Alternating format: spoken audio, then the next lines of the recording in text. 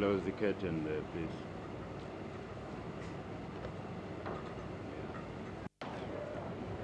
Thank you. Ladies and gentlemen, well, which we believe we had to accomplish in the interests of the friendship and solidarity that have bound us over a long period. As you are aware, Mozambique offered its territory as a rear base for the struggle we were waging for the liberation of Zimbabwe. Mozambique offered material resources apart from the geography of its territory, human resources. Mozambique had its infrastructure destroyed by the enemy because of the support that it was giving to our struggle.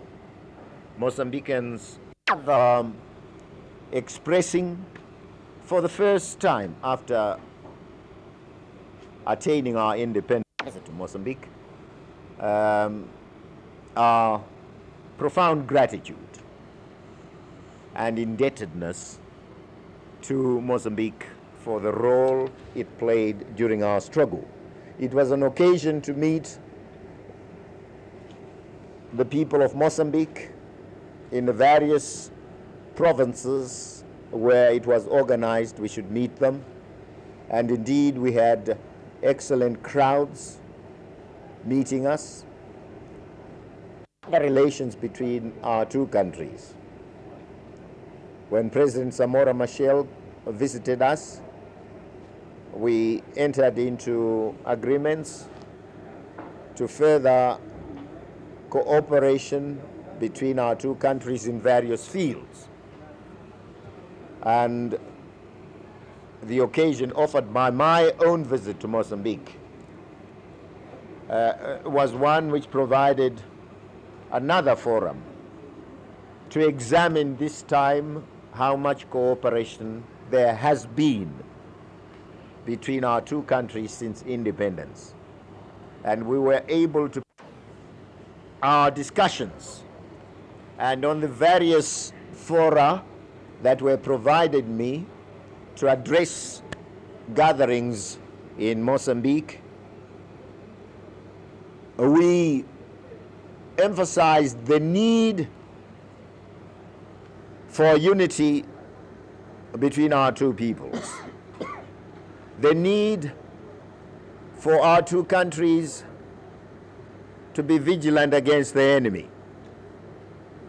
And of course, we identified the enemy in very clear terms as the Pretoria regime, which is working to destabilize our political and economic systems. And we also identified the agents of that regime as those people who virtually or literally have refused to accept the political change which has taken place in our two countries. They have placed themselves at the hands of the South African regime and can be used to commit all kinds of acts of sabotage or aggression against our economies.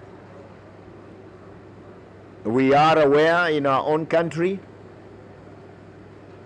that the forces of reaction that were pitted against us during the liberation struggle still continue to work insidiously and furtively to sabotage our actions, which are aimed at creating a non-racial state, a non-racial society in Zimbabwe. And which are also calculated to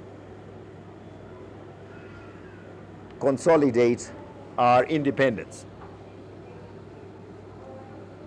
And we distinguish them ourselves as the very organizations or parties or elements of those parties which ZANU and ZAPU fought against during the armed struggle.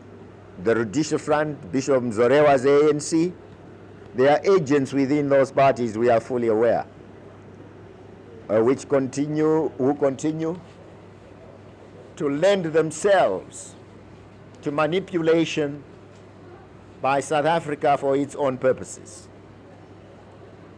If they would want to have a place, then they must repent. Oh, certainly they can have a place in Zimbabwe, provided they are isolated from the rest of the people for re-education and discipline.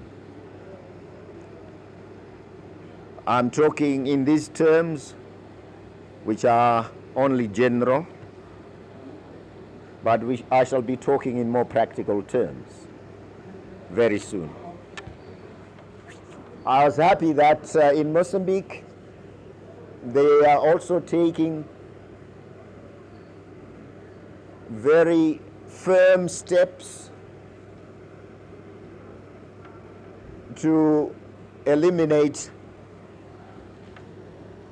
the gangsterism being sponsored by South Africa, and that is operating through the agency of the so-called Mozambique resistance movement.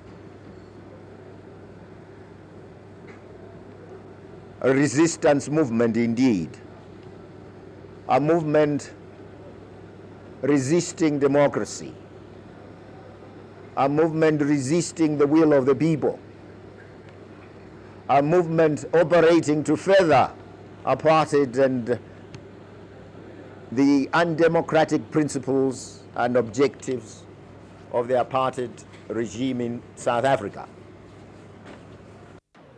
Vast manner in the production of essential commodities. But we also saw the revitalization, reconstruction, development, and expansion